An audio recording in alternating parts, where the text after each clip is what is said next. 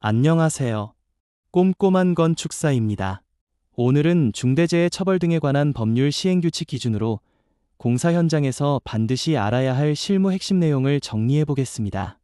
중대재해 처벌법 시행규칙은 산업재해를 예방하고 안전보건관리체계를 현장에서 실제로 실행하기 위한 세부 실무 기준입니다. 즉 단순히 안전하게 작업하자라는 선언이 아니라 누가 어떤 역할을 수행하고 어떤 기록을 남겨야 하는지까지 구체적으로 규정한 법령이라고 이해하시면 됩니다. 먼저 중대산업재해의 기준부터 알아보겠습니다. 사망자가 1명 이상 발생하거나 동일한 사고로 6개월 이상 치료가 필요한 부상자가 2명 이상 발생한 경우 또는 동일 유해 요인으로 직업성 질병자가 1년 이내 일정 기준 이상 발생한 경우 중대산업재해에 해당됩니다. 즉 사고 발생 이후의 처벌보다 사고가 발생하지 않도록 예방체계를 구축하는 것이 핵심 목적입니다. 이 법에서 가장 중요한 부분은 공사 현장의 책임 구조입니다. 경영 책임자는 안전보건 목표를 수립하고 예산과 인력을 확보해야 하며 안전보건관리체계를 구축하고 재발방지 대책을 마련해야 합니다. 현장 소장은 현장의 안전총괄 역할을 담당합니다. TBM 활동과 작업 통제, 작업 허가 승인, 사고보고 및 조치 등을 수행하며 실제 현장의 안전운영 책임자라고 볼 수 있습니다. 안전관리자는 위험성평가를 실시하고 안전교육과 점검, 보호구 관리, 작업중지 요청 등을 수행합니다. 시공자는 안전한 작업 수행과 위험요인 제거를 책임지며 협력업체 관리도 함께 수행해야 합니다. 품질관리자는 자재와 구조체 품질 시험, 시공기록 관리 등을 통해 구조 안전을 확보해야 하며 감리는 위험사항을 확인하고 시정조치를 요구할 수 있습니다. 필요한 경우 공사중지 요청까지 가능하기 때문에 감리 역할도 매우 중요합니다. 시행규칙에서 가장 강조하는 부분 중 하나는 바로 안전보건관리체계의 7대 핵심 요소입니다. 첫 번째는 안전보건 목표와 경영방침 수립입니다. 두 번째는 안전보건 조직과 인력 운영입니다. 세 번째는 안전보건 예산 편성입니다. 네 번째는 위험성평가 체계 구축입니다. 다섯 번째는 안전보건 교육 실시입니다. 여섯 번째는 안전점검과 모니터링입니다. 마지막 일곱 번째는 재발방지 대책 수립입니다. 즉 안전은 현장 개인의 주의만으로 해결되는 것이 아니라 조직 전체의 체계적인 관리가 필요하다는 의미입니다. 그렇다면 위험성평가는 어떻게 진행될까요?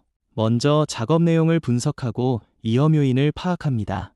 그 다음 위험도를 평가하고 감소 대책을 수립합니다. 이후 대책을 실제 작업에 반영하고 결과를 공유하고 기록으로 남겨야 합니다.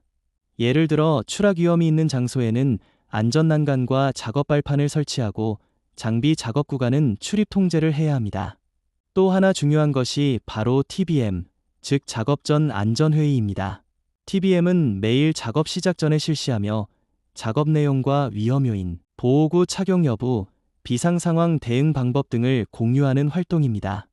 이 과정이 형식적으로 진행되면 실제 사고 예방 효과가 떨어지기 때문에 현장에서는 매우 중요하게 관리해야 합니다. 고위험 작업은 반드시 작업 허가제를 운영해야 합니다. 밀폐 공간 작업, 전기 작업, 고소 작업, 중장비 작업, 양중 작업 등은 사전에 위험 요인을 확인하고 안전조치를 완료한 후 작업 허가서를 승인받아야 합니다. 허가 없이 작업하는 것은 매우 위험한 법 위반 행위입니다. 건설 현장에서 자주 발생하는 주요 위험 요인도 반드시 기억해야 합니다. 대표적으로 추락, 붕괴와 매몰, 끼임과 협착, 감전, 화재와 폭발, 질식과 중독 사고가 있습니다. 특히 추락 사고는 건설 현장 사망 사고 중 가장 높은 비율을 차지하기 때문에 안전난간과 개구부 덮개, 안전벨트 관리가 매우 중요합니다. 협력업체, 즉 하도급 업체의 안전관리도 매우 중요합니다. 원도급사는 협력업체 근로자에 대한 사전 안전교육과 위험성평가 공유, 보호구 지급 여부까지 관리해야 합니다. 만약 관리 소홀로 사고가 발생하면 원도급사의 책임이 확대될 수 있습니다. 사고가 발생했을 경우에는 즉시 대응 절차를 수행해야 합니다. 우선 작업을 즉시 중지하고 인명구조를 실시해야 합니다. 그 다음 현장을 보존하고 사고를 보고하며 원인 조사와 재발 방지 대책을 수립해야 합니다.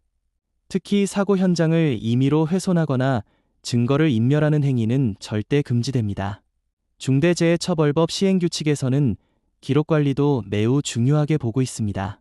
위험 성평가서, TBM 기록, 작업 허가서, 안전교육일지, 점검 결과, 보호구 관리대장, 사고보고서 등은 반드시 작성하고 보관해야 합니다.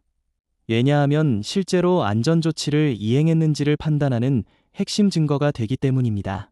현장에서 자주 발생하는 위반 사례도 반드시 알아야 합니다.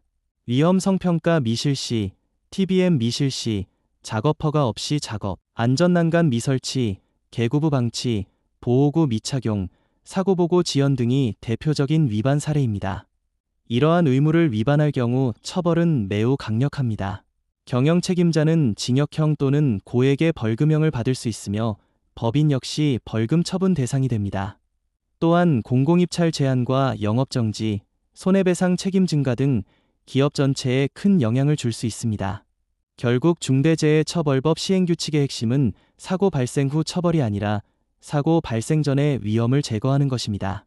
위험을 미리 찾고 제거하고 기록으로 관리하는 것. 이것이 바로 안전한 건설 현장을 만드는 가장 중요한 원칙입니다. 특히 꼭 기억해야 할 문장이 있습니다. 위험을 미리 찾고 제거하고 기록으로 관리하자.